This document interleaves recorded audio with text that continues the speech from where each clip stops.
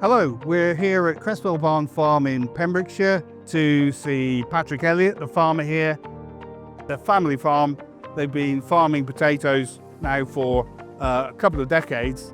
They've been using our OptiYield system from Emerald Research for the last 10 years. So we want to see how Patrick's been getting on with that, particularly this year, which has been a very challenging season, as so many seasons are now increasingly challenging. So let's go and see Patrick in the field and see how he's getting on. Hello, Patrick. Yes, Great to see you. So, Pat, how have you found the process of implementing OptiYield? Because when we first met in 2015, you started with 5 hectares to try it, and we're now just about doing the lot. How have you found that process over the past few years? Yeah, no, I mean, we slowly grew into it a bit at a time, I guess, with that 5 hectares, and then I think we went up to 15 the next year, and then 50 hectares the year after that, and then I think after that we've implemented across the whole growing for us. We wouldn't look back, to be honest. With the last trial we did, I think it was back in 2022 on a field of whites, which we ended up seeing about a 3 or 4 tonne an acre yield difference. And yeah, from then we didn't really need to second guess it anymore and wanted to continue with it, to be honest. But I think you've said to me previously, you think that on average you're getting yields between 15 and 25% higher than you were previously. Was there a particular moment where you thought, aha, this is doing something? The symposium was definitely a big positive. After seeing the difference in emergence, and you're digging around in the ground and you're seeing the mass of roots around there compared to our sort of standard program back what it was then with the Amistar, definitely makes you think that you're doing something right, and you want to continue doing something right and following the whole program, really. So one of the foundations, as you know, is using our symposium bacterial and biological and biochemical product at planting. Do you think that has real benefit? I mean, it's a lot kinder on the soil, in my opinion, and we know that as well. We used to use Amistar and never look back now since we used symposium. The main thing from a salad point of view is the emergence, because you could be getting between 3 and 7 days faster emergence, which is quite crucial that beginning part of the season for the salads, really. So yeah, no, definitely positive, and which we'll be using further for next year. And do you see an effect in rooting? And yeah, no, definitely. The rooting is a big issue this year, considering the dry weather. If we didn't have the root mass like we had them this year, I don't think we'd be able to find what moisture they did find in that dry weather. So yeah, no, definitely a big positive. As you know, we've seen over the past decade increasingly extreme weather conditions during the season. Have you found that yields generally year to year have been maintained no matter what the conditions? Definitely. Without your program, I definitely think we'd have seen some sort of deficit, whether it was root mass and if that affecting the total yield, to be honest. The likes of Foliaren and Superphos and all the foliar feeds we can apply to it, I think definitely work a lot better than having to think about what we can put extra on the base, really.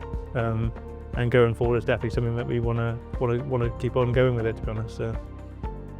So are any particular tuber qualities that you see consistently above and beyond what you would have seen before? I mean, the tuber evenness, size-wise, is definitely a big positive. And also, you leave the ground a lot better conditioned as well without using chemicals in the ground and planting. The symposium does a lot better job, really. So we're definitely happier overall doing the program in full, from planting to harvesting as well, really. So when we're looking at the programs earlier in the year, we cut down on nitrogen and phosphate again, as we've done over the last few years. Has that worked for you?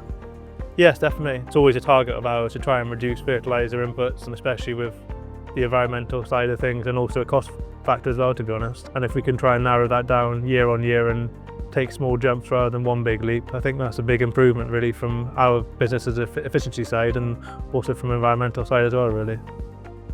Just on the environmental side of things, have you seen any environmental benefits with the reduced use of nitrogen, phosphate or other inputs? Yeah, no, I mean, all round, I think definitely from the program we sit down and talk through in the winter and try and eke out a bit of nitrogen and phosphate use and just see where we can make improvements and thinking we're not jumping the gun with 2 feet, but also knowing that we're doing small improvements at a time. I'd like to think we could cut it a bit more next year, but we'll have to sit down and properly look at it and say, well, where can we make improvements, really? So you've mentioned it again, but from an environmental point of view, improved crop health, crop vigour. rooting and things like that. Yeah, no, definitely. Seeing when you came down 2-3 weeks ago in your previous visit, just seeing the depth of ground that we've got there for the roots to be growing into.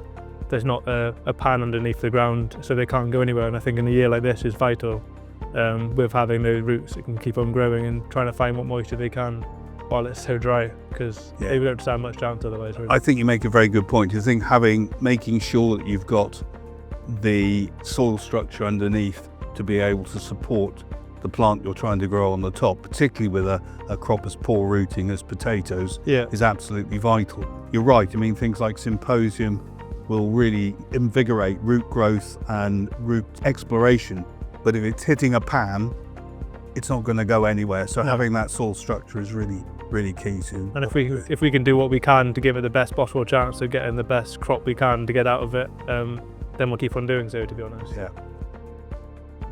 Given what you've been telling us, Pat, would you recommend our system to any of your neighbours? What would you say to them? I definitely encourage it and say, look, just give it a go. I'm 99% certain you would be seeing a difference, whether that's canopy, rooting, or ended up being tuber yield and tuber quality at the end of it. So it was great to see Patrick there in the field in his brand new Grimmy Veritron and harvesting potatoes, and great to see such fantastic potatoes coming out the ground and at such a good yield. As you can see behind me, they're now back in the yard grading the potatoes out, and they'll be boxed and ready to go to the supermarkets in due course.